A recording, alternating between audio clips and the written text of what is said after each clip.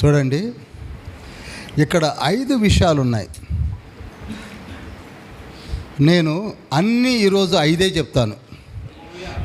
5 steps how to follow. హల్లెలూయా. సహోదరులారా, యవనస్తులారా, ఏ యోగ్యమైనను మెప్పైనను ఉండిన ఎడల, ఇక్కడ నుంచి స్టార్ట్ అవుతున్నాయి. ఏవి సత్యమైనవో, నంబర్ 1. ఏవి మాన్యమైనవో, ఏవి పవిత్రమైనవో, ఏవి రవ్యమైనవో, ఏవి ఖ్యాతి గలవో వాటి మీద ధ్యానం ఉంచుకొనుడి. ఈ 5 వినటానికి గ్రాంధికంగా ఉన్న వాటి మీద ఏముంచుకోమని చెప్తున్నాడు తండ్రి? ధ్యానము ఉంచుకొనుడి, ధ్యాస ఉంచుకొనుడి. Don't forget 5 steps. అస్సలు మర్చిపోవద్దు. కనుక ఇది నా యవనస్తులతో మరలా 5 విషయాలతో మాట్లాడుతున్నాను. 5 స్టెప్స్ ఫార్ములా. 5 చెప్తాను, జాగ్రత్తగా నోట్ చేసుకోండి. 1, యవనస్తులారా, తల్లిదండ్రులకు విధేయులై ఉండుడి. ఎలా ఉండాలండి? విధేయత కలిగి ఉండాలి. తల్లిదండ్రులకు విధేయులై ఉండడి, నంబర్ 1. నంబర్ 2, యవ్వన కాలము మాయ వంటిది. జాగ్రత్త. యవ్వన కాలం ఎటువంటిది? మాయ వంటిది. మాయ అనగా అంతలో కనపడకుండా ఉండేదాన్ని మాయ అంటారు. యవ్వన కాలము మాయ వంటిది, జాగ్రత్త. 3వది, కాలపు విలువలను గ్రహించాలి, లేక కాలము యొక్క విలువలను గ్రహించాలి. 3 రాసినవి చెప్పగలరా?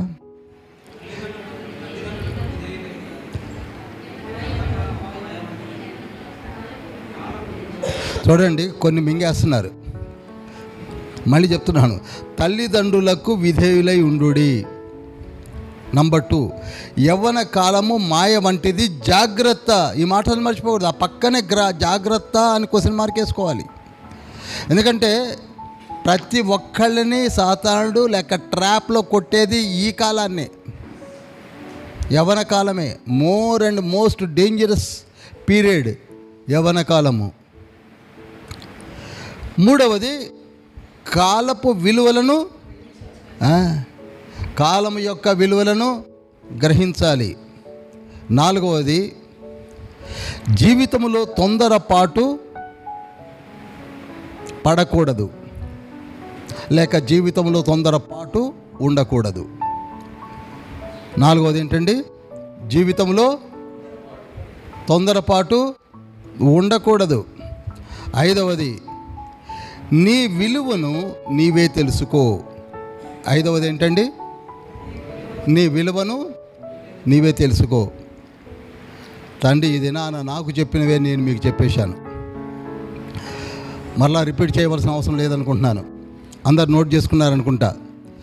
తల్లిదండ్రులకు విధేయులై ఉండాలి. నంబర్ 2, యవ్వన కాలము మాయ వంటిది, జాగ్రత్త. 3, కాలపు విలువలను గ్రహించాలి. Time management is very very important. 4వది, జీవితంలో తొందరపాటు ఉండకూడదు. 5వది, నీ విలువను ఇంతవరకు ఇంత చక్కగా ప్రైజ్ అండ్ వర్షిప్ చేస్తాడని నాకే తెలియదు. ఏమండి, మన సెక్రటరీ, యూత్ సెక్రటరీ ఎంత చక్కటి ప్రైజ్ అండ్ వర్షిప్ చేశాడండి. Everybody is having their own talents. Hallelujah. తండ్రి ఎవరిని వదిలిపెట్టాడండి? అందరినీ వాడుకోబోతున్నాడు.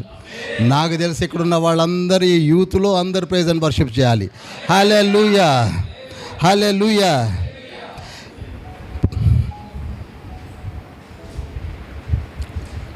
మొట్టమొదటి స్టెప్ని లేక మెట్టుని వివరిస్తున్నాను. యవ్వన కాలంలో తల్లిదండ్రులకు విధేయులై ఉండాలి. చాలా జాగ్రత్తగా వినండి. యవ్వన కాలంలో తల్లిదండ్రులకు విధేయులై ఉండాలి. దీనిని తండ్రి ధర్మశాస్త్రములో నిర్గమకాండం 20వ అధ్యాయం 12వ వచనంలో లిఖింపజేశాడు. ఇది 5వ ఆజ్ఞ. ఇదేమిటండి? 5వ ఆజ్ఞ. ఈ ఆజ్ఞకు ఒక వాగ్దానం కూడా ఉన్నది. అదేమిటనగా, నీవు దీర్ఘాయుష్మంతుడు అవ్వాలంటే నీ తల్లిదండ్రులను సన్మానించాలి, ప్రేమించాలి. ఎఫ్సీలు రాసిన పత్రిక 6:2 ఉంటుంది. కొంచెం సౌండ్ పెంచండి కొంచెం, ఎందుకంటే నా గొంతు లేదు. హల్లెలూయా. అవసరమైతే నేను కిందకైనా పెట్టుకుంటాను. నీవు దీర్ఘాయుష్మంతుడు అవ్వాలంటే ఏం చేయాలి? తల్లిదండ్రులను సన్మానించాలి. అందుకే యేసుక్రీస్తు ప్రభువారు కూడా ఈ విషయములను తాను భూమిపై ఉన్నప్పుడు తన తల్లిని సిలువలో వ్రేలాడుతూ కూడా శిష్యునకు అప్పచెప్పాడు. అమ్మా, ఇదిగో నీ కుమారుడు అని శిష్యుని వైపు తిరిగి, శిష్యుడా ఇదిగో నీ తల్లి అన్నాడు. యోహాను సువార్త 19:26-27 అనగా తండ్రి అయిన యేసయ్య చివరిగా సిలువలో వ్రేలాడుతూ కూడా తాను ఏదైతే ధర్మశాస్త్రములో లిఖించాడో 5వ ఆజ్ఞగా దానిని నెరవేర్చాడు. కనుక మనము కూడా మన తల్లిదండ్రులను ప్రేమించాలి, సన్మానించాలి, విధేయులై ఉండాలి. అయితే ఈ రోజులలో యవన బిడ్డలు తల్లిదండ్రులను ప్రేమించడం లేదనే చెప్పగలను.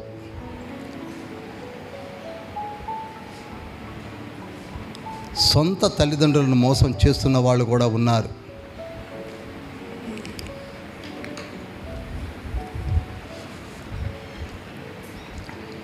ఎందుకంటే పాపం వాళ్ళు చదువుకొని వాళ్ళు మనల్ని చదివిస్తున్నారు కనుక, మనకంటూ ఒక కల్చర్ అలవాటైంది కనుక, వాళ్ళు 7, 8, 10 చదివి ఉంటారు. మనమేమో ఈనాడు ప్రొఫెషనల్ కోర్సెస్, డిప్లొమా లేక బీటెక్ లేక ఎంటెక్ లేక ఎంసీఏ, ఎంబీఏ, ఫార్మటికల్ స్టడీస్ అన్ని చేసి లాస్ చేసి తల్లిదండ్రులను చూస్తే చిన్న చూపు కనపడుతుంది. వాళ్ళ వేషధారణ మామూలుగా ఉంటుంది. మన వేషధారణ చదువుకున్నాము కనుక వేరుగా ఉంటుంది. దానితో ఇంటికి వచ్చినప్పుడల్లా తల్లిదండ్రులను చూసినప్పుడు ఒక ఏహ్య భావము లేక ఈసడింపు కలిగి మాట్లాడడం, రెక్లెస్గా మాట్లాడడం కనపడుతూ ఉంది. ఆ స్థితికి ఎదిగించడానికి తల్లిదండ్రులు కూలి పని చేసుకొని, సింగరేణిలో అయితే బొగ్గుబాయి కింద అంటారు, అంటే పోతే ఎప్పుడు వస్తాడో తెలియదు, బండ కింద పుట్టెడు బండ కింద పని చేయడము అంటారు. అంటే anything may happen, roof fall అయిందంటే చచ్చిపోతారు. అంత కష్టపడి, మీరు ఎప్పుడైనా చూశారో లేదో, అండర్గ్రౌండ్ వెళ్ళి చూస్తే మనం ఎవరిని గుర్తుపట్టలేము. ఎందుకంటే మొత్తం మసితో ఉంటారు, చిన్న గోసిలా కట్టుకుంటారు, బాడీ అంతా కూడా మసితో నిండిపోయి ఉంటుంది. నిమికోసిస్ అనే జబ్బు కూడా రావచ్చు. Any accident may happen at any moment. అటువంటి స్థితిలో కష్టపడి 7 గంటలు 8 గంటలు పనిచేసి ఇంటికి వచ్చి మనల్ని చదివిస్తూ ఉంటారు. మనం కాలేజీలో చేరాక మన స్థితిగతులు మారిపోయి, మన వేషధారణ మారిపోయి, అడ్డమైన స్నేహితులను ఏర్పాటు చేసుకొని, అడ్డమైన అని వాడుతున్నాను నేను, ఏర్పాటు చేసుకొని సొంత తల్లిదండ్రులను మోసం చేసుకుంటున్నాం. సొంత తల్లిదండ్రులను మోసం చేసుకుంటున్నాం. నాకు తెలిసి నా కుటుంబంలో జరిగింది, పేరు చెప్పను. నాన్న, నేను ఒక సీడీ కొనుక్కోవాలి, కాంపాక్ట్ డిస్క్ అంటారు, డివిడి లేక మీకు తెలుసు, కొనుక్కోవాలి. ఎంతమ్మా అది? అసలు దాని ఖరీదు 10 రూపాయలే ఉంటుంది. ఎంత ఉంటుందండి? 10, ఎక్కువైతే 15, ఈ రోజులు 25. ఆ రోజుల సంగతి చెప్తున్నాను నేను, ఒక 15 years బ్యాక్. 10 రూపాయల సీడీని ఆవిడ 200 అని చెప్తుంది ఒక అమ్మాయి. ఎంత అని చెప్పింది? 200.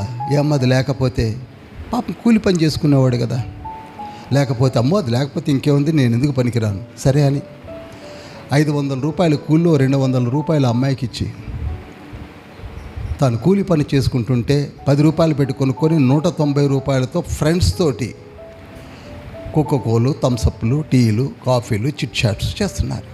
ఎవరిని మోసం చేస్తున్నారు? లైబ్రరీ బుక్స్ తెచ్చి, ఈ పుస్తకం కాస్ట్ ఎంతో తెలుసా డాడీ? 2000 రూపాయలు. అమ్మో, 2000 అంటే నా వల్ల ఎక్కడైద్దమ్మా, ఇన్స్టాల్మెంట్లో తీసుకుంటాను, బట్టిదే ఇన్స్టాల్మెంట్లో బుక్స్ ఎవడిస్తాడండి? అంటే తనని స్క్వీజ్ చేస్తుంది, తండ్రిని, సొంత తండ్రిని స్క్వీజ్ చేస్తున్నారు. గమనించండి, నేను ఇలా చెప్పుకుంటూ పోతే ఈ గంటంతా ఇక్కడనే పోద్ది. తల్లిదండ్రులను మోసం చేయకండి. ఎవరినండి మోసం చేస్తుంది?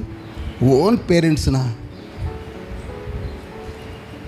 9 నెలలు మోసి లోపల తంతుంటే సంతోషించి ఆనందించి నా గర్భములో నుండి నా ప్రాణం వస్తుందని జన్మించాక 100 రక్తపు బొట్లను ఒక పాల చుక్కగా మార్చి నీ నోటికి అందించి గారవించి, గలతీలు రాసిన పత్రిక 2వ అధ్యాయం 7వ వచనం ప్రకారంగా నిన్ను పెంచి పెద్ద చేస్తే నువ్వు మోసం చేస్తావా?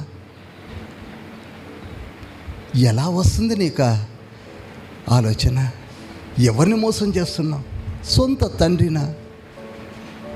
వాళ్ళ పస్తులుండి నిన్ను చదివిస్తున్నారు, వారి జీవితాలే మార్చుకుంటున్నారు. నీకు ఒక జీన్ ప్యాంట్ కొనివ్వడం కొరకు వాళ్ళు చినిగిన వస్త్రాలు ధరిస్తున్నారు. అందరికీ తెలుసు, మనకి తెలీదా? తెలుసు. బయట మన షో ఎంత ఏమని చెప్పుకుంటారు తెలుసా? నేను ఏసీలో తప్ప బయట ఉండను, ఇంట్లో ఏముండదు, చుట్టూ గుడిచి ఉంటుంది. బయట అలా చెప్పుకుంటారు. ఎవరిని మోసం చేస్తున్నారు? నిన్ను నీవే మోసం చేసుకుంటున్నావు. గలతీ పత్రిక 6వ అధ్యాయం 7వ వచనం ప్రకారంగా నేను నీవే మోసం చేసుకుంటున్నావు, నీ తల్లిదండ్రులను మోసం చేస్తున్నావు. చివరికి నువ్వు పెరిగి పెద్దవాడివై లేక పెద్దదానివై మంచి ఉద్యోగం దొరికాక ఆ తల్లిదండ్రులను అనాథ శరణాలయంలో జాయిన్ చేస్తున్నావు. అనాథ శరణాలయంలో చిన్నప్పటి నుంచి పెంచినటువంటి తల్లిదండ్రులు ఎలా పెంచారని ఒక్క నిమిషం కూడా ఆలోచించని స్థితి యవనస్తులారా. తండ్రి మీతో డైరెక్ట్ మాట్లాడుతున్నాడు. అందుకు ఏర్పాటు చేసాం. ప్రతి ఆదివారం నాడు మేము సువార్తను పఠిస్తున్నాం, లేక వేరే వేరే అంశాల్లోకి వెళ్తున్నాం. But whereas this particularly youth meeting belonging to you people. Hallelujah. మర్చిపోకండి. ఇంతవరకు జీవించిన స్థితి పక్కకు జరిపేయండి. డోంట్ డ్రెమ్ట్ అంటాను నేను ఎప్పుడు కూడా. నిద్రలో కూడా నువ్వు కలగనొద్దు నీ తండ్రిని. నో నో నో, తండ్రిని నో నో నో. చిన్నప్పుడు తల్లి ఒడిని తండ్రి ఒడిని మర్చిపోయిన వాళ్ళు తండ్రి దృష్టికి చనిపోయిన వాళ్ళతో సమానము. ఇప్పుడు చిన్న బిడ్డలు నేను చూస్తున్నాను, అదిగో బయట కూడా కూర్చొని ఉంది వసంత. ఆ బిడ్డను ఆడిస్తుంది చూడండి. తల్లి ఒడి, తల్లి చేతిలో నుంచి తండ్రి. రేపటి దినాన ఆ పాప పెద్దదే, 25 ఏళ్ళ తర్వాత మీ బ్రతుకులు ఎంత అని అడిగితే ఎలా ఉంటుందో ఒక్కసారి ఆలోచించండి.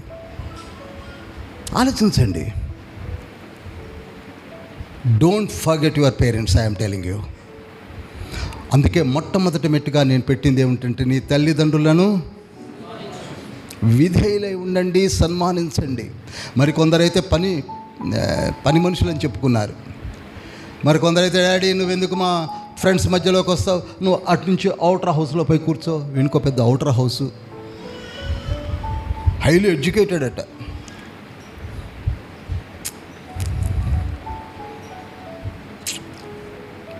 కనుక ప్రియులారా,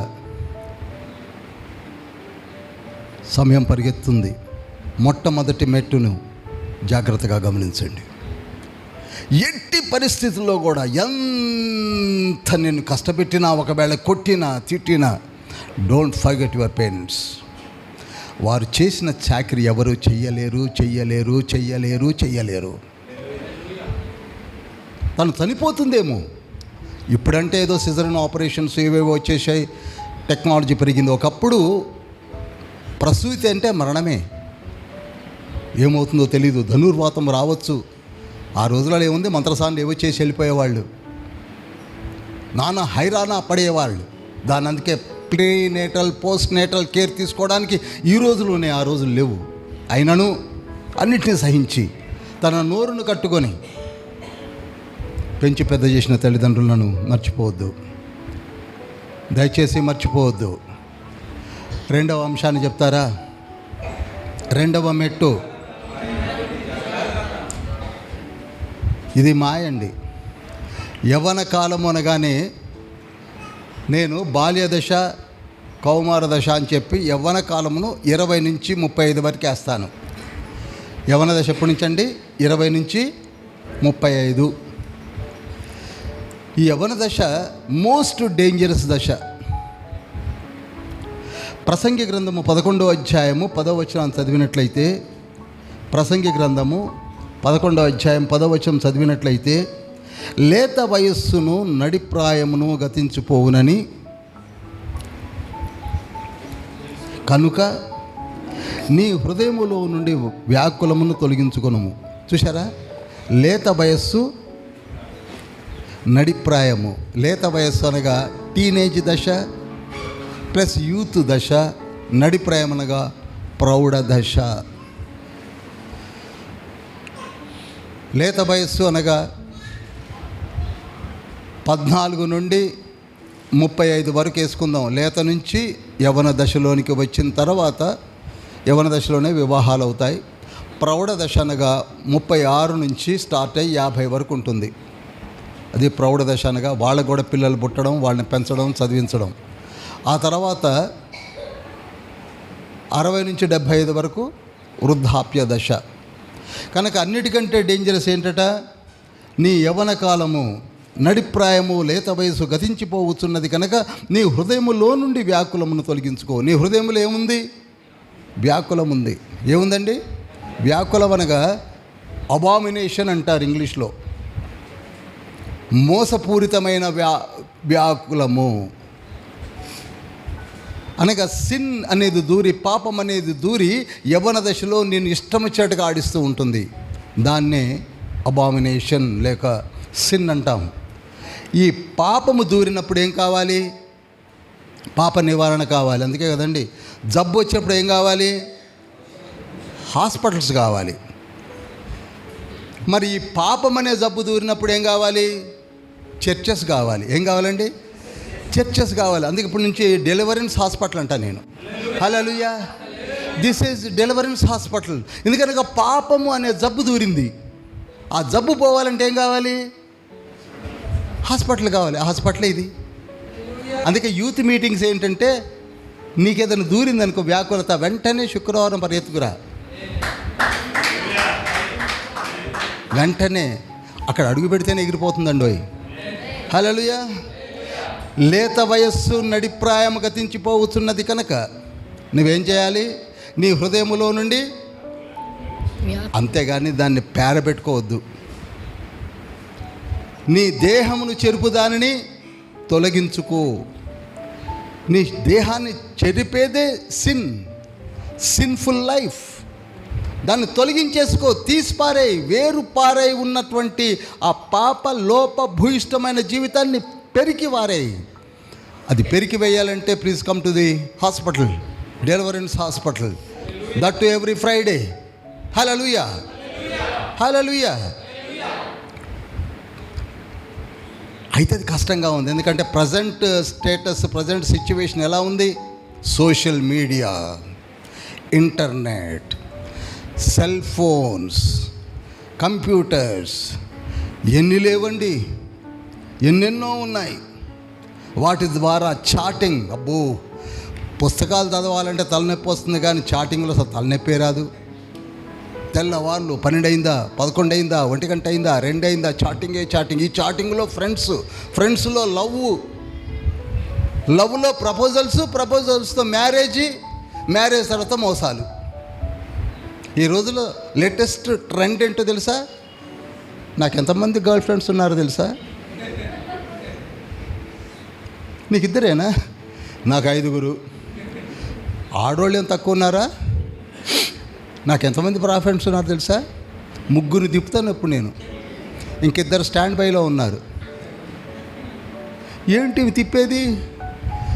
ఏమో తిరుగుతుంది ముందు, ఏంటి తిప్పేది చెప్పండి? మోసపూరిత ప్రవర్తన.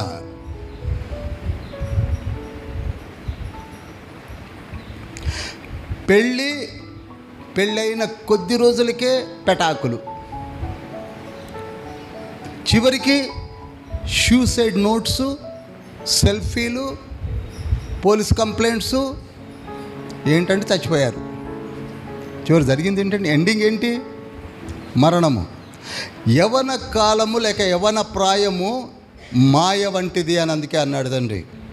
ఈ మాయలో జీవిస్తున్న నీవు ఈ ట్రాప్లో పడద్దు. ఏ ట్రాప్లో? సెల్ ఫోన్ ట్రాప్లో. సెల్ ఫోన్స్ వాడుకోవడానికి మంచిది, మాట్లాడండి, న్యూస్ కన్వే చేయండి, పాటలు డౌన్లోడ్ చేసుకోండి, పాటలు వినండి, అన్నీ చూడవచ్చు. అన్నిట్లో మంచి ఉంది, అన్నిట్లో చెడు ఉంది. మనం ఎక్కువగా చెడుకు వెళ్ళిపోతున్నాం. అందుకే యవన ప్రాయము త్వరగా గతించిపోతుంది, త్వరగా వాడిపోతుంది, త్వరగా ఫేడ్ అయిపోతాము. ఒకప్పుడు అందంగా ఉన్నటువంటి హీరోయిన్స్ అంతా నేను చూస్తుండగా లక్స్ సోపును సావిత్రి గారు యాడ్ ఇచ్చేవాళ్ళు. ఆ తర్వాత చూస్తుండగానే వాణిశ్రీ వచ్చింది, ఆవిడ చూస్తుండగానే లేటెస్ట్ ఎవరో తమన్నా వచ్చింది, ఆవిడ చూస్తుండగానే ఇంకెవరో వచ్చారు, ఇప్పుడు వాళ్ళందరూ పోయారు, ఇంకా లేటెస్ట్. చూశారా? ఫేడ్ అయిపోతున్నారు. ఒకప్పుడు నేను ఎలా ఉండేవాడిని, ఇప్పుడు ఎలా ఉన్నానని అద్దంలో చూసుకుంటే నేనే గుర్తుపట్టకుండా అయిపోయాం కదండి. వయసు ఉడుకుతున్న కొలది ఎలా తయారవుతారో ఒక మాటలో చెప్పాలన్నా, కోడిని కోసి బాగా కాల్చి వెంట్రుకలని పీకేస్తే ఎలా ఉంటాయి? అలా ఉంటాం. 60 ఏళ్ల నుంచి అలా తయారవుతాం. కోడిని కాల్చి అంతా పీకేస్తే ఎలా ఉంటుందో అలా తయారవుతారు. అదే ఒకప్పుడు గుడ్లకొచ్చిన కోడిపెట్టలా ఉంటారు. గుడ్లకొచ్చిన కోడిపెట్ట అనేది యవ్వనప్రాయమైతే వృద్ధాప్యము కోసిన తర్వాత పీకేసిన కోడిపెట్టలా తయారవుతారు. దానికి ఎంత మిడిసిపాటండి. యవ్వన కాలపు మిడిసిపాటు కేవలం క్షణభంగురము. నేను తర్వాత చెప్తాను ఈ పాట పాడి. ఈ మిడిసిపాటు అనేది పనికిరాదు. మరికొందరు షేర్ మార్కెట్లోకి వెళ్ళిపోతారు. ఇక 4 డబ్బులు సంపాదించేసరికి, ప్రౌఢలోకి వచ్చేసరికి 4 డబ్బులు ఉంటాయి కదండి, ఓ 10,000 దొరుకుతాయి, షేర్ మార్కెట్లో పెట్టడం, ఇంకెందులోనూ పెట్టడం, చేతులు కాల్చుకోవడం. కొందరు పబ్బులకి, క్లబ్బులకి, ఇక నేను పేర్లు చెప్పడం దీనికి నాకంటే బాగా మీకే తెలుసు. బ్రౌన్ షుగర్, నల్లమందు, హఫీమ్, ఏవేవో ఉన్నాయి. చిన్న చిన్న పొట్లాలు, విమల్లు, గుట్కాలు, పాన్ పరాగులు, జర్దా పాన్లు, కిళ్ళీలు ఎన్నో ఉన్నాయి. వీటికి అలవాటు పడి క్యాన్సర్ పేషెంట్స్గా మారిపోయి యవ్వన స్థితిలోనే డబ్బులు దాలక కిడ్నీలు అమ్ముకున్న వాళ్ళు ఉన్నారు. పెళ్లి కాకుండానే ఫ్యామిలీ ప్లానింగ్ ఆపరేషన్ చేయించుకున్నారు, 2,000 రూపాయలు గవర్నమెంట్ ఇస్తుందని.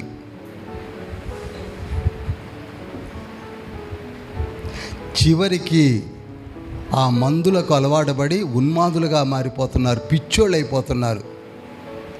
ఇదంతా ఎన్నో స్టెప్ అండి, 2వ మెట్టు. యవన కాలము మంచిది కాదు. అందుకే 1 తిమోతి పత్రిక 6వ అధ్యాయం 9, 10, 11 వచనాలు చూసినప్పుడు, 1 తిమోతి పత్రిక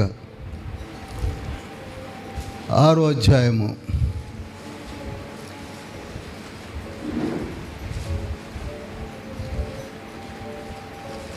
9 నుంచి చదువుతున్నాను. ధనవంతుడగుటకు అపేక్షించువారు శోధనలోను, ఉరిలోను, అవివేక యుక్తములను, హానికరములైన అనేక దురాశలలోనూ పడుదురు. ఇంతకంటే ఎక్కువ మాట అక్కర్లా.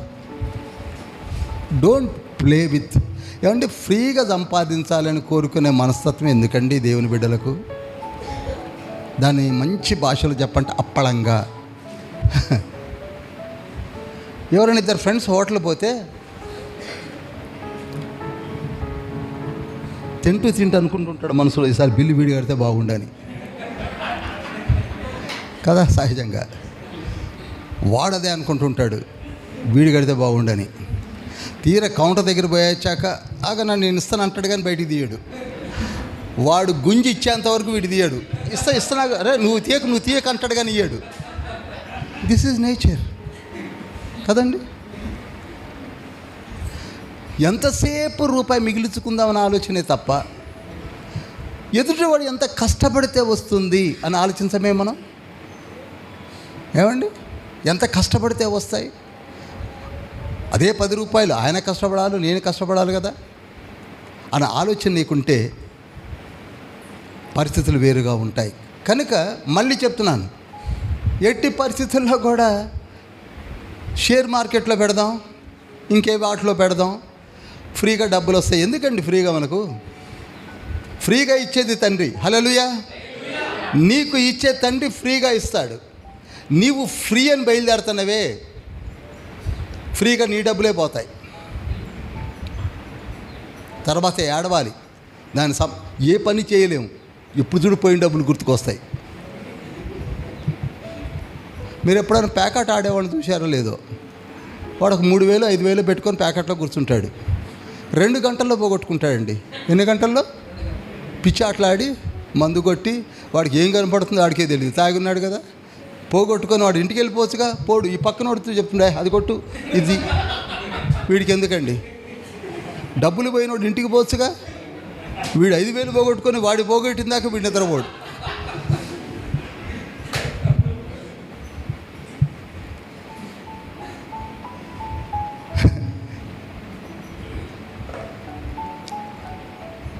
రెండవది ఏమిటంటే యవన కాలము లేక యవన ప్రాయము మాయలాగా ఉంటుంది. సొంతగా కష్టపడి సంపాదించుకోండి, రూపాయి దాచుకోండి, రూపాయి బిస్కెట్ తెచ్చి పాపకి ఇవ్వండి, బాబుకి ఇవ్వండి, హాయిగా జీవించండి. అరువులు దాచకండి. అక్కడ పెడితే ఇది వస్తుంది, ఇక్కడ పెడితే ఇది వస్తుంది, ఇక్కడ పెడితే ఏది వచ్చేది. వాళ్ళు అట్నే ఆలోచిస్తున్నారు. మూడవ మెట్టు యవన కాలపు విలువలను గ్రహించి సద్వినియోగపరచుకోవాలి. చాలా ఇంపార్టెంట్ అండి అవి. మూడోది ఏంటి చెప్పండి? ముందు ఒక యవ్వనం అని పెట్టమంటున్నా. ఏ కాలము? యవ్వన కాలపు విలువలను గ్రహించి సద్వినియోగపరచుకోవాలి. ఇక దీని విషయంలో నేను 2 గంటలు చెప్పినా నాకు సమయం చాలదు. నాకున్న టైం ఓన్లీ 28 మినిట్సే. అయినా ప్రయత్నం చేస్తాను. యెహోషువ అనే వాడిని ఇందాకనే మనం చదివాం. అతనికి తెలిసినంత టైం మేనేజ్మెంట్ మనకి ఎవ్వరికి తెలియదని నేను యెహోషువ చదివినప్పుడు నాకు అర్థమైందండి. Such a beautiful young guy in the history of the Bible. ఎంత మంచివాడంటే ఈజిప్టు నుంచి మోషే నడిపించేటప్పుడు 2 యవనస్తులు ఉన్నారు. ఒక అతను యెహోషువ, కాలేబు. 2 యవనస్తులు ఒకే టైంలో బయలుదేరిన వాళ్ళు. ఇప్పుడు మన దగ్గర కూడా ఒక కారు వాళ్ళు చాలామంది ఉన్నారు ఇప్పుడు చర్చిలో. వాడు గుర్తుంచుకోండి, 2 ఒకే టైంలో లేస్తున్నారు. మన దగ్గర కూడా అందరూ జతలుగానే ఉన్నారు. ఒకేసారి వచ్చారు. మీరు కూడా యెహోషువ కాలేబుల్లాగా. అయితే నిర్గమకాండము 32వ అధ్యాయం 17వ వచనాన్ని చూసినప్పుడు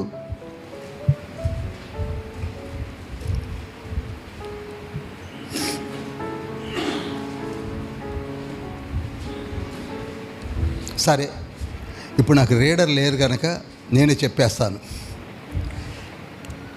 ఆజ్ఞను తెద్దామని చెప్పి మోషే ఎక్కడికి వెళ్ళాడు? కొండపైకి వెళ్ళాడు. తత్మా వాళ్ళందరూ ఆగి ఒక దూడని చేసి మందు తెచ్చుకొని ద్రాక్షారసం తాగి డ్యాన్స్లు ఆడుతున్నారు ఎక్కడ దూడ ముందు. కానీ ఆ కొండ దిగువన హోరేబు కొండ దగ్గర మోషే ఎప్పుడు వస్తాడా అని ఎదురు చూస్తూ కూర్చున్నాడు యెహోషువ. ఈయన కూడా అటు పోయి ఎగరొచ్చుగా, లేకపోతే వాడిని తిట్టుకుంటాను కూర్చోవచ్చుగా. కానీ ఎక్కడున్నాడు ఈయన చెప్పండి? కొండ దిగువన ఉన్నాడు. నిర్గమకాండం 32వ అధ్యాయం 17వ వచనం నోట్ చేయండి చాలు. దేవుని యొక్క కార్యములను తెచ్చుటకు వెళ్ళిన మోషే కొరకు ఎదురు చూస్తున్నటువంటి వ్యక్తి ఎవరు? ఆయన 40 దినాలు పైన ఉంటే ఈయన 40 దినాలు ఇక్కడనే ఉన్నాడు, ఇక్కడనే తింటున్నాడు, కూర్చుంటున్నాడు. మన దగ్గర అటువంటి అలవాటు చేసుకోవాలని యెహోషువ తండ్రి చూపిస్తున్నాడు. హల్లెలూయా. ఇక రెండవది, ఆయన ఎల్లప్పుడూ కూడా ఎక్కడ ఉండేవాడంటే నిర్గమకాండం 33వ అధ్యాయము 11వ వచనం చూద్దాం.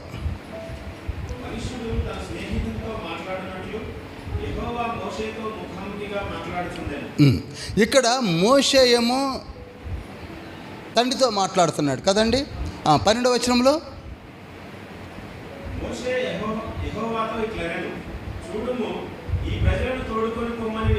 33వ అధ్యాయం 12వ వచనం.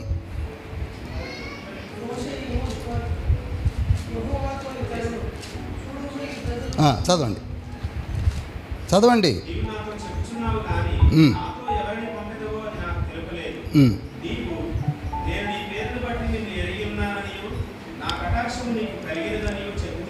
ఒక్క నిమిషం అండి, నేను 11వ వచనం చదువుతున్నాను. ఇంకా తర్వాత అతడు పాళెంలోనికి తిరిగి వచ్చుచుండెను. దేవునితో మాట్లాడిన తర్వాత ఎక్కడికి వస్తున్నాడు? పాళెంలోనికి వస్తున్నాడు. అతని పరిచారకుడగు నూను కుమారుడైన యెహోషువ అను యవనస్తుడు గుడారములో నుండి వెలుపలికి రాలేదు. హల్లెలూయా. ఎక్కడున్నాడైనా? మోషే దేవునితో మాట్లాడుతుంటే ఈయన ఎక్కడ కూర్చొని ఉంటున్నాడు? గుడారంలో. ఎవరు బయటకు వచ్చేయండి, బయటికి రాట్లా. అర్థమవుతుందండి? అర్థమవుతుందా?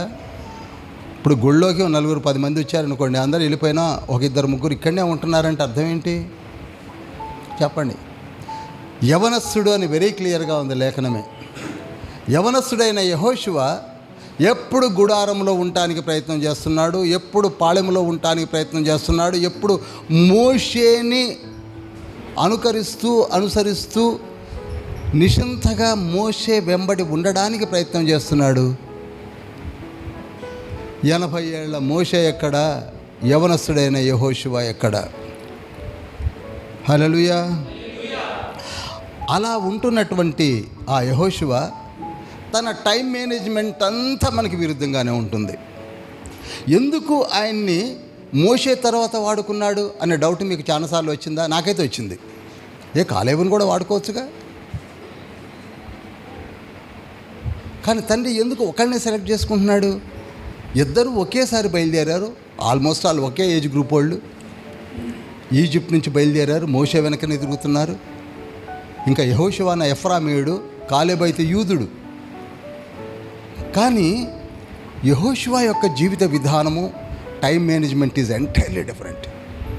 హల్లెలూయా. యెహోషువ గ్రంథము 3వ అధ్యాయం 1వ వచనం గబగబ తీసి చదవండి. యెహోషువ గ్రంథము 3వ అధ్యాయము. చాలు. ఎప్పుడు లేస్తున్నాడు చెప్పండి? ఎప్పుడు లేస్తున్నాడు? వేకుని అంటే early morning 10 o'clock, early morning 9:30. ఎప్పుడు లేస్తున్నాడండి? అసలు యెహోషువ అలవాటు చూడండి. ఎర్లీ ఇన్ ద మార్నింగ్ యెహోషువ వేకునే లేచినప్పుడు చాలండి. 6వ అధ్యాయం 12 వచ్చిన చదవండి. ముక్కలే చదువుదాం, టైం లేదు నాకు. 6వ అధ్యాయం 12 వచ్చిన ఆగుదామండి. ఎప్పుడు లేస్తున్నాడు? ఓరని వేకువన్న ఉదయం ఒకటే అనుకుంటా కదా. 15 వచ్చిన చదవండి, అదే 6వ అధ్యాయం. చాలండి. చీకటితోటే లేస్తున్నాడు, ఉదయాన్నే లేస్తున్నాడు. ఎవరు? అదే యెహోషువ గ్రంథం 8వ అధ్యాయం 10వ వచనం చదవండి.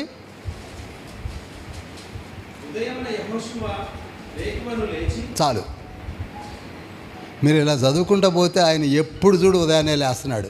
మనం ఎప్పుడు చూడు 10 గంటల కంటే ముందు లేవం. ఎందుకని? మన టైం మేనేజ్మెంట్ ఇది. 10 గంటలకు లేచి మోకాళ్ళలోని ప్రభువా నాకు మొత్తం నీ జ్ఞానాన్నంతా నా బుర్రలో పెట్టు. 10 గంటలకి మొహం కూడా కడుక్కోకుండానే. సార్ తప్పేం లేదనుకోండి, కానీ మంచి టైమింగ్ అది.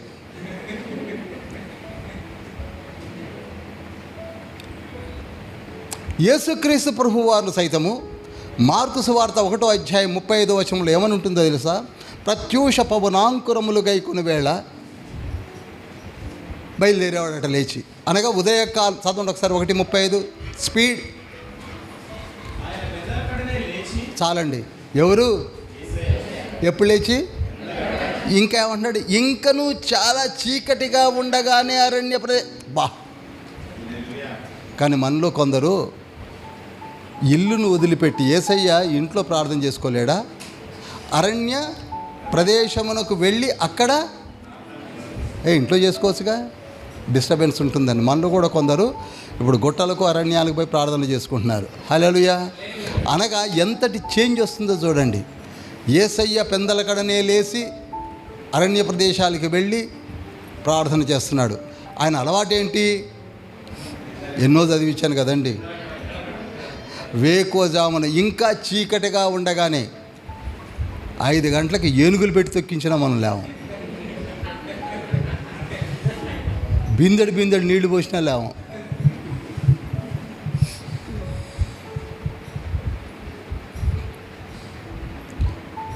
నాకెందుకో తెలియదు కానీ ఉదయకాలమున 6 నుంచి 5:30 నుంచి 7 వరకు ఉంటుందంటే నిద్రలో మజా. బా, అనుభవించినోడు తెలుస్తుంది. ఆ మజే వేరు. అందుకే ఎవరు లేవరు. కానీ తండ్రి అంటున్నాడు, ఎప్పుడు లేవమంటున్నాడు? Lightning call ఎప్పుడట? సామెతల గ్రంథం 20:13 కూడా అదే ఉంటుంది. నువ్వు ఉదయాన్నే లేమికి జడిసి లేక లేమికి భయపడి నీవు ఉదయాన్నే లేస్తే నీవు తిని తృప్తిగా ఉంటావు. Early morning hours is gold in it's mouth అని ఇంగ్లీష్లో ఒక నానుడు ఉంది. మీకు విషయం తెలుసా? యాపిల్ ఫోన్కి వెనక ఒక లోగో ఉంది. యాపిల్ పండు ఉందా లేదా? ఉందా? దీన్ని కనిపెట్టినోడు స్టీవ్ జాబ్స్. ఎవరండి? అత్యంత ధనవంతుడు. ఈ యాపిల్ పండు సగం కొరికినది ఉంటుంది ఎప్పుడు. మీరు ఎప్పుడైనా బొమ్మలు చూసారా? ఎందుకు సగం కొరికింది ఉందో తెలుసా? ఆ స్టీవ్ జాబ్స్కి క్యాన్సర్ జబ్బు వచ్చింది. ఏమొచ్చింది? అప్పుడు రిపెంట్ అవుతున్నాడు. నేను ధనవంతుడుగా ఉన్నప్పుడు ఎంతో సంపాదిస్తున్నాను, కానీ నా జీవిత విధానాన్ని మార్చుకోలేకపోయానే, నాకు భార్య బిడ్డలు ఉన్నారు కానీ అని బాధపడుతూ, బాగా సంపాదించాను, నా యాపిల్ ఫోన్కి ఒక మోనోగ్రామ్ కూడా యాపిల్ పండు పెట్టాను, కానీ అది క్యాన్సర్ పుండు సగం కొరికేసింది అని గుర్తుకు పెట్టాడు. అది హల్లెలూయా. మన జీవితాల్లో కూడా యవ్వన ప్రాయాన్ని కొరికేస్తుంది. ఏమవుతుందండి? కొరికేస్తుంది. యేసుక్రీస్తు ప్రభువారు ఎప్పుడు లేచిపోయాడని చదివాం మనం. కందనకడనే లేచి చాలా చీకటిగా ఉండగానే లేచి అరణ్య ప్రదేశానికి వెళ్ళి ఏం చేస్తున్నాడు? మరి మనం ఎప్పుడు చేస్తున్నాం? మనం ఎప్పుడు ఇంకా లేచి ఇంక చేసేది ఎక్కడండి? కొందరైతే మధ్యాహ్నం టిఫిన్ ఏమి ఉండదు, ఇక మధ్యాహ్నం డైరెక్ట్ అన్నమే. ఇంకా టిఫిన్ ఏంటి? యేసయ్య యవ్వన కాలంలోనే ఉదయాన్నే లేచి తల్లిని తండ్రిని గురించి ఆలోచించి మన గురించి సిలువలో వ్రేలాడి చనిపోయాడు. మరి మనం యవ్వన ప్రాయంలో సెల్ ఫోన్లు, కంప్యూటర్లు, ఇంటర్నెట్లు, చాటింగులు. యవ్వన క్రైస్తవ జనమా, క్రీస్తును ప్రేమను కనుమా. యవ్వన క్రైస్తవ జనమా, క్రీస్తును ప్రేమను కనుమా. యేసుని పిలుపు వినుమా, ఆయన వాకును గైకొనుమా. యవ్వన క్రైస్తవ జనమా, క్రీస్తును ప్రేమను కనుమా. యవ్వన కాలమందే యేసు యవ్వన రుధిరం చిందించే. యవ్వన కాలమందే యేసు యవ్వన రుధిరం చిందించే. సిల్వకెక్కే ప్రాణమిచ్చే ఆ ప్రేమను రుచి చూచినావా, సిల్వకెక్కే ప్రాణమిచ్చే ఆ ప్రేమను రుచి చూచినావా, యౌవన క్రైస్తవ జనమా. క్రీస్తును ప్రేమను కనుమా, యవన కాలపు మిడిసి పాటు కేవలం క్షణభంగురము. యవన కాలపు మిడిసి పాటు కేవలం క్షణభంగురము. వాక్యముతో సరిచూసుకో, నీ నడతను సరి దిద్దుకో. వాక్యముతో సరి చూసుకో, నీ నడతను సరి దిద్దుకో. యౌవన క్రైస్తవ జనమా, క్రీస్తుని ప్రేమను కనుమా. యవన కాలమందే యేసుని కాడి మోయుట ఎంతో మేలు. యవన కాలమందే క్రీస్తుని కాడి మోయుట ఎంతో మేలు. జీవితం ప్రభు కీయుమా. రియల్లీ ఐఎమ్ టెలింగ్ యూ, ఇంకా ఎవరైనా మారు మనసు పొందనట్లయితే జీవితాన్ని ఇవ్వండి, జీవితాన్ని ఇవ్వండి. Treatment will be given in the deliverance churches. Your deeds will be changed, your attitude will be changed, your thoughts will be changed, ultimately you will be changed. నువ్వు ఇంకా మారు మనసు పొందక ఉండకండి. గడిచిన సంవత్సరంలో 13 మంది మారు మనసు పొందారు at the end of the year. ఎప్పుడు మొదటి నుంచే మారడానికి ప్రయత్నం చేయండి.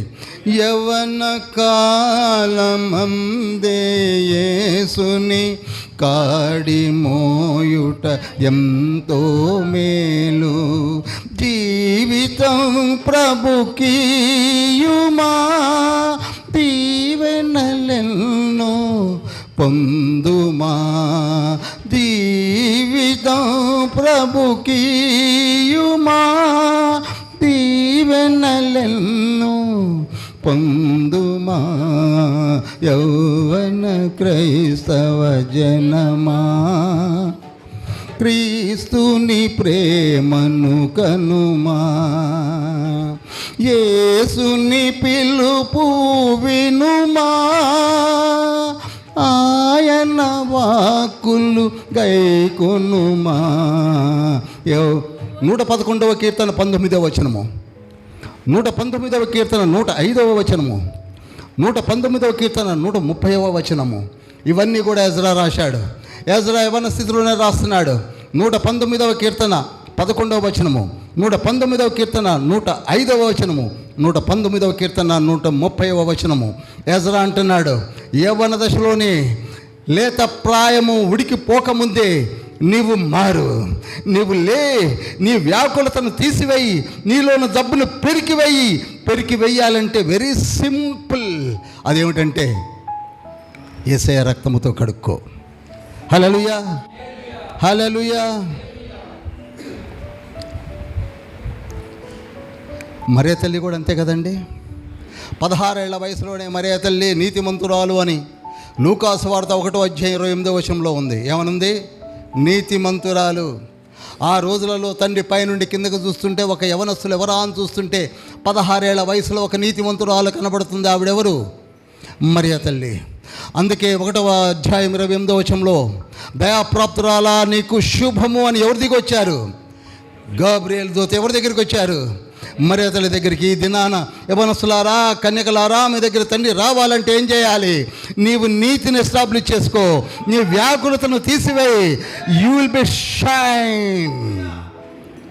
నిన్ను వాడుకోవడానికి తండ్రి మరియ తల్లిని పిలిచినట్టుగా పిలవడానికి సిద్ధంగా ఉన్నాడు. ఆవిడ కూడా ఏమని సాక్ష్యం ఇచ్చింది? లూకాసు వార్త 1వ అధ్యాయం 46వ వచనం చదవండి. నా ప్రాణము ప్రభువును గణపరుచుతున్నది అన్నది. ఏముందండి? నా ప్రాణము ప్రభువుని గణపరుచుతున్నది. అందుకే ప్రభు ఎక్కడున్నాడు? నువ్వు ఇక్కడ చేయబెట్టుకొని అంటుంది. చెప్పరావండి, ఇక్కడ చేయబెట్టుకొని అంటుంది. ప్రభు ఎక్కడున్నాడు?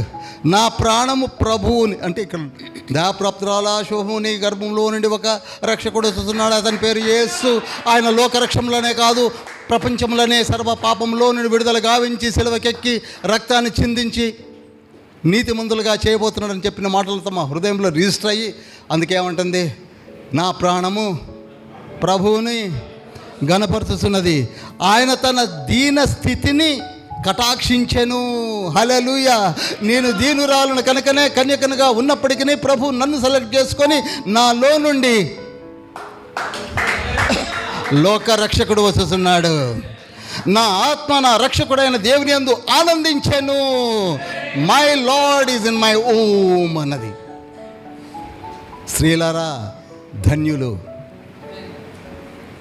తండ్రి ఎందుకు గర్భకోశం ఇచ్చాడు, ఎందుకు గర్భాశయాన్ని ఇచ్చాడు అనగా, నీలో నుండి మరొక ప్రాణిని తయారు చేసి ప్రపంచములో ఎందరో ప్రయోజకుల్ని, ఇందాకనే మన ప్రైజ్ అండ్ వర్షిప్లో మన సెక్రటరీ అన్నాడు చూసారా, మరొక హనన్య, మరొక అజర్య, మరొక మిషాయేలు, మరొక దానియేలు, మరొక ఎలీషా, ఏలియాలు, మోషే, యెహోషువాలు, జెరుబ్బాబేలు, కాలేబులు అందరినీ ప్రొడ్యూస్ చేసింది ఎవరు? అదే గర్భము. ఆ గర్భం కలిగిన మీరు ధన్యులు, ధన్యులు, ధన్యులు. సర్వశక్తిమంతుడు నాకు గొప్ప కార్యములు చేశాను అన్నది. Is loving God in the heaven of heavens. నాకెంత గొప్ప ఆధిక్యతనిచ్చాడు. నా గర్భంలో నేను మోయుచున్నది లోకరక్షకుణ్ణి. కనుక ఇది మొదలుకొని అన్ని తరముల వారు నన్ను ధన్యురాలని చెప్పరేమండి. అన్ని తరముల వారు నన్ను, స్త్రీలందరూ పలకాల్సిన మాట ఇది, నన్ను ధన్యురాలని అన్ని తరముల వారు అంటారు. ఇప్పుడు మీరందరూ కూడా పిల్లలు కలిగిన వారందరూ ధన్యురాళ్ళు. ఎందుకనగా మరి ఒక మాన్యుమెంట్స్ను ప్రొడ్యూస్ చేస్తున్నారు. మరి ఒక మాన్యుమెంట్స్ను మోషేని తలుచుకుంటున్నాం, కానీ మోషే తల్లి అని యోకేబెతను ఎవరైనా తలుచుకుంటున్నారా? చెప్పండి. ప్రపంచమునకే మొట్టమొదటిగా వచ్చినటువంటి ప్రధాన యాజకులు అహరోను సంతానము. అహరోను భార్య పేరు ఎవరో తెలుసా? యెహోషబ. యెహోషబ చూడచారా ఎంతమందిని? 9 ప్రధాన యాజకులను తయారు చేసింది. Hallelujah, hallelujah. Such a wonderful creation has been given to you. అదే అన్నాడు ఆదికాండము 3వ అధ్యాయము 16వ వచనంలో, అమ్మ నీ గర్భములో నుండి ఎటువంటి వాళ్ళు రాబోతున్నారు? స్త్రీ సంతానం రాబోతుంది అన్నాడు 15వ వచనంలో. హల్లెలూయా. 7 minutes ఉంది. 4వ మెట్టు ఎక్కాలి.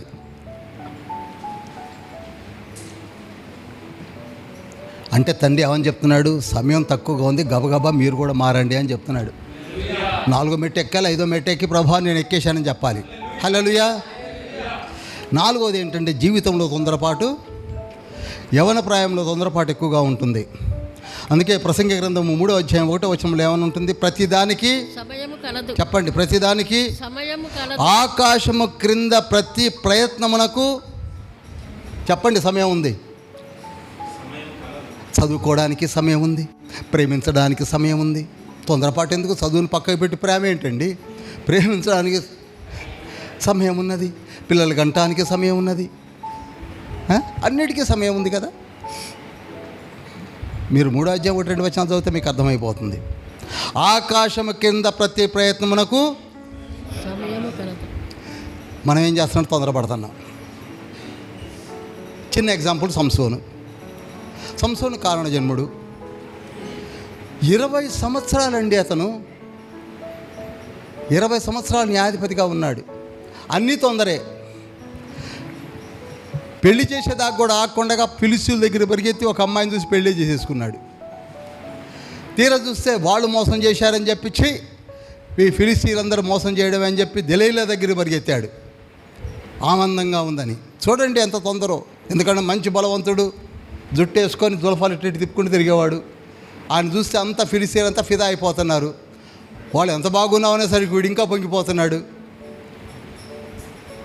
ఎప్పుడు చూడు పొద్దున్న లేస్తే ఎక్కడ ఉంటున్నాడు? సంసోను ఎక్కడ రాని తల్లిదండ్రులు ఎదుగుతుంటే ఇంకెక్కడ ఉంటాడు? ఇక్కడ ఫిలిస్తీయుల పాళాల్లో తిరుగుతున్నాడు.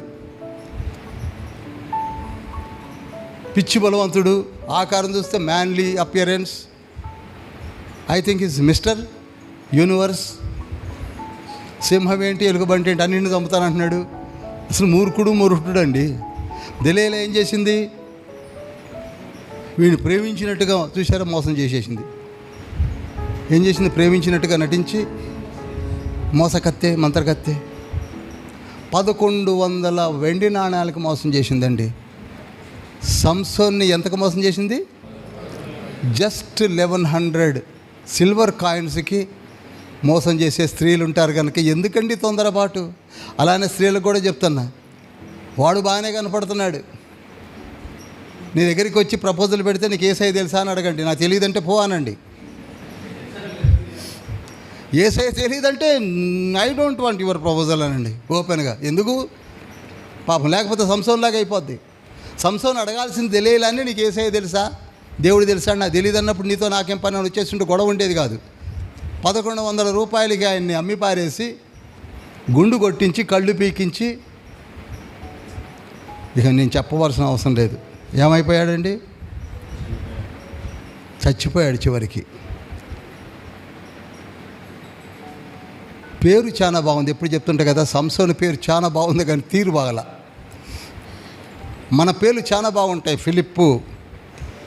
ఈనాడు ఫిలిప్ సార్ ఎక్కడంటే నవీన్ బార్ షాప్లో నేను చూశానయ్యా. ఇదట్లుంది. ఫిలిప్ అనే సువార్థికుడు, ఫిలిప్ అనే అపోస్తులుడు ఎక్కడ కనపడుతున్నాడు ఇప్పుడు? ఆ పేరు పెట్టుకున్న ఫిలిప్ నవీన్ బార్ షాపులో, దుర్గా వైన్స్ అనుకుంటా. ఎందుకండి ఇవి? పేరు బాగుంది కానీ ఏం బాగాలేదు, తీరు బాగుండాలి. నీ జీవితాన్ని మార్చుకోవాలి.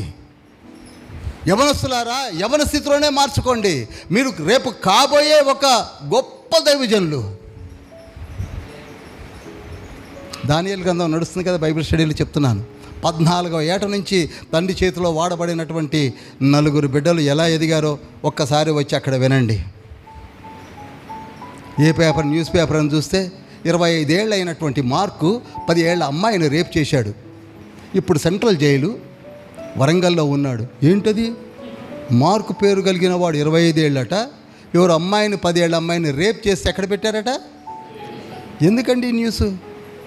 మార్కుకి ఏం కావాలి? మార్పు కావాలి. మార్కుకి ఏం కావాలి? మార్పు కావాలంటే ఎక్కడ రావాలి? డెలివరెన్స్ క్లినిక్కి రావాలి, డెలివరెన్స్ హాస్పిటల్కి రావాలి, డెలివరెన్స్ చర్చ్కి రావాలి. Hallelujah! Every person has to attend the church. పాళెంలో కూర్చో. నీ మనసు ఖాళీగా ఉండబట్టి డెవిల్స్ వర్క్షాప్ అయిందండి. అదే బిజీ చేయి. అందుకే ఇప్పుడు బిజీ చేస్తున్నా యూత్ని.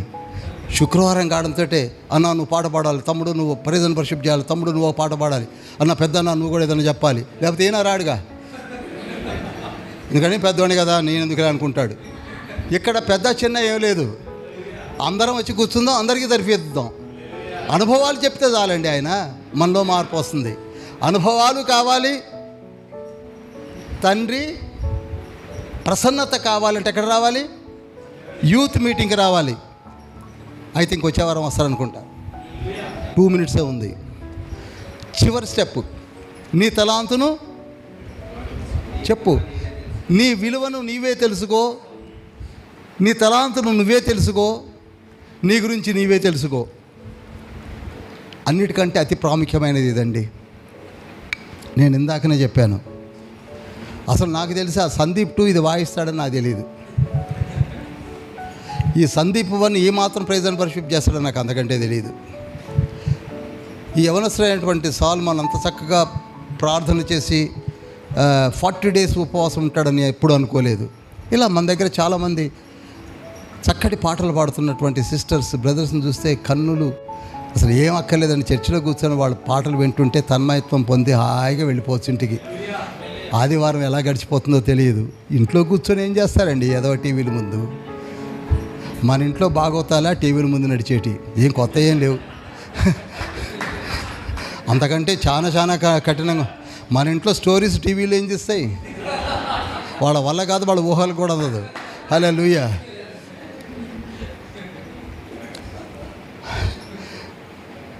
అసలు మొదటి సమూయేలు గ్రంథము 16వ అధ్యాయం 18వ వచనంలో ఏమని ఉంటుందో తెలుసా? దావీదు బహు చమత్కారముగా వీణను వాయిస్తాడట. ఏమండి, ఈ మాట వింటే నాకు మతిపోయిందండి. దావీదు మనకు తెలిసేంతవరకు మంచి గొర్రెల కాపురు, సింహాన్ని, ఎలుగుబంటిని కూడా చంపేస్తాడు, గొలియాతును కూడా చిన్న రాయి పెట్టి కొట్టి చంపేస్తాడు, 200 ముందోడు తెమ్మన్నా తెస్తాడు, ఏం చేయమన్నా చేస్తాడని తెలుసు. కానీ చమత్కారముగా వీణను వాయించగలిగిన వాడు ఎవరండి? దాన్నే మ్యాండ్లిన్ అంటారు, స్ట్రింగ్ ఇన్స్ట్రుమెంట్ అంటారు. దావీదుకు ఉన్నటువంటి తలాంతులు మామూలే అనుకుంటున్నారా? చదవండి ఒక్కసారి. మొదటి సమూయేలు గ్రంథము 16వ అధ్యాయం 18వ వచనంలో చూస్తే సితారాను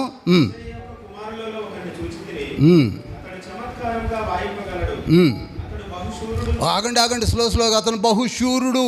ఒకటి చమత్కారంగా వాయించేసి ఇంట్లో పోయి ముసుగు కప్పుకొని పడుకున్నాడు కాదు, శూరుడు. మళ్ళీ ఆయన తర్వాత అబ్బో యుద్ధశాలి, తర్వాత మాట నేర్పరి, తర్వాత అందగాడు.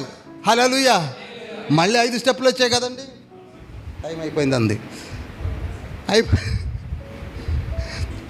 ఆల్నట్ అయిపోద్ది. ఇలా చెప్పుకుంటూ పోతే ఆల్నట్ అయితే ఇది ఆల్ నైట్ ప్రేయర్ అనాలిక. కనుక ఆయనకున్న క్వాలిటీస్ ఏంటండి చెప్పాలి. 5 ఏంటేంటి? రెండవది బహుశూరుడు, మూడవది, నాలుగవది, ఐదవది అందగాడనండి. రూపసెంటర్ నాకు అర్థం కాదు, నువ్వు రూపసెంటర్ నాకేం అర్థమైంది. అందగాడు, అందగత్తే. ఓ ఒకసారి చూస్తే దానియేలు మళ్ళా చూడాలనిపించేవాడు. హల్లెలూయా. మొదట్లో 5 చెప్పాడు, చివరిలో 5 చెప్తున్నాడు తండ్రి. ఇక ముగించేస్తాను. చివరిగా 5 స్టెప్పులు ఎక్కామా? మరి దానియేలు లాంటి, దావీదు లాంటి, ఇంకెవరు, హనన్యా, అజర్యా, మిషాయేలు లాంటి బిడ్డలు మన దగ్గర లేరా? ఉన్నారు. అందుకే వీరు చక్కగా వాయిస్తున్నారు, చక్కగా బోధిస్తున్నారు, చక్కగా ప్రకటిస్తున్నారు, చక్కగా ప్రైజ్ అండ్ వర్షిప్ చేస్తున్నారు, చక్కగా పాటలు పాడుతున్నారు, అన్నీ చేస్తున్నారు.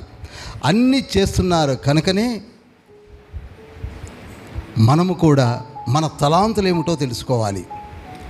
మన మధ్యలో విజయ్ కుమార్ ఉన్నాడు, చక్కటి పాటలు రాస్తాడు, ట్యూన్ చేసుకుంటాడు. ఆయనకి ఇచ్చిన తలాంత అది. మన మధ్యలో ఒక్కొక్కరికి ఒక తలాంత ఉన్నది. బిడ్డలు లెగుస్తున్నారు, యవన బిడ్డలందరూ లెగుస్తున్నారు, ఒక్కొక్కరికి ఒక తలాంత ఉన్నది. వీటిని నువ్వు రికగ్నైజ్ చేయాలి. దావీదు వాయిస్తుంటారని ఇంత బాగా వాయించగలనా అని అప్పుడు అనుకున్నాడు. అందరు చూసి పొగుడుతుంటే నేను అంత అందగాడినా అనుకున్నాడు. మనం చూడండి, అసలు ఇంట్లోకి వెళ్ళి బయటికి పోతే అందరు పారిపోతారు. ఇప్పటికీ వీడి పేరు చెప్పి చిన్నపిల్లలకి అన్నం తినిపిస్తున్నారు తల్లులు. వీడు అద్దం ముందు నుంచి బయటికి రాడు.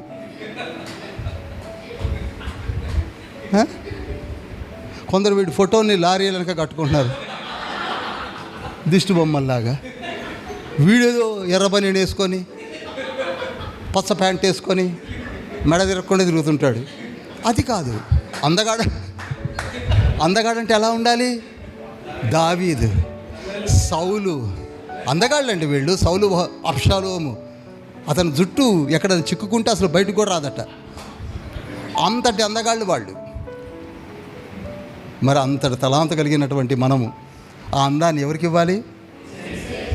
యౌవన క్రైస్తవ జనమా, యేసుని ప్రేమను కనుమా, యేసుని పిలుపు వినుమా, ఆయన వాకులు గైకొనుమా. యౌవన యేసుని పిలుపును వినుమా. యవన కాలమందే యేసు యవన రుధిరం చిందించే. యవన కాలమందే యేసు యవన రుధిరం చిందించే. సిల్వకే ప్రాణమిచే, ఆ ప్రేమను రుచి చూచినావా. సిల్వకే ప్రాణమిచే, ఆ ప్రేమను రుచి చూసినావా. యౌవన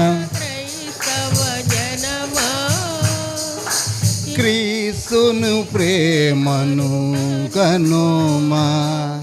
చివరి 5 పాయింట్లు. ఇక 5 పాయింట్లు అంటున్నావు, ముగించవా అనుకోవద్దు, ముగించేస్తున్నాను. 1 కొరింథీ పత్రిక 16వ అధ్యాయం 13వ వచనం దయచేసి చదవండి. 1 కొరింథీ పత్రిక 16వ అధ్యాయం 13వ వచనము. ఆగుదాం. ఫస్ట్ పాయింట్ ఏం చేయాలి? మనం ఎంతసేపు నిద్రపోతున్నాం కదండి, అందుకే తండ్రి అంటున్నాడు. ఏమంటున్నాడు? మెలకువగా ఉండుడి. ఓహో, విశ్వాసమందు నిలకడగా ఉండుడి, పౌరుషం గలవారై ఉండుడి, బలవంతులై ఉండుడి. ఎన్నైనా అండి? 5 స్టెప్ ఫార్ములా. యవనస్తులారా, ఓ యవనస్తులారా, తండ్రి 5 విధాలుగా 5 మెట్లతో మనతో మాట్లాడుతున్నాడు. యెహోషువ ఉదయాన్నే లేచాడు. యేసయ్య కూడా పరమ నుండి దిగివచ్చి ఉదయాన్నే లేచి చూపించాడు. మనము కూడా ఉదయాన్నే లేవుద్దాం. మనము కూడా పౌరుషం కలిగి ఉందాం. మనము కూడా మెలకుగా ఉందాం. మనము కూడా విశ్వాసంలో నిలకడగా ఉందాం. మనము కూడా బలవంతులై ఉందాం. మనము కూడా ప్రేమతో కార్యములన్నీ జరిగిద్దాం. ప్రతి శుక్రవారం నాడు ప్రేమతో అందరినీ పిలుద్దాం. తల్లిదండ్రులారా రండి, యవనస్తులారా రండి, చిన్నపిల్లలారా రండి. ఎందుకంటే ఒకనాడు మీరు పెరిగి యవనస్తులు అవుతారు. యవనస్తులారా రండి, మీరు పెరిగి ప్రౌఢులు అవుతారు. ప్రౌఢులారా రండి, మీరు ఎదిగి వృద్ధులు అవుతారు. మనం అందరం కూడా పరలోక రాజ్యంలోనికి వెళ్ళాలంటే శుక్రవారం వస్తాను వాడు చేతులు లేపండి. ప్రస్తుతానికి అయితే అందరు లేపారు, చాలా సంతోషం. అద్భుతమైన సందేశాలండి. అసలు ఆదివారం ఏం దొరికిద్దండి? శుక్రవారం ఎంత తింటే అంత, ఎంత భోజనము. పాస్టర్ గారు ఎప్పుడు మనల్ని ఆగువానండి, ఎందుకంటే టైం ఎంత అని చెప్పుకోండి అంటాడు. ఎందుకని? ఏం లేదు కదా, తొందర ఏం లేదు కదా. అందరం లేచి నిలబడదామా?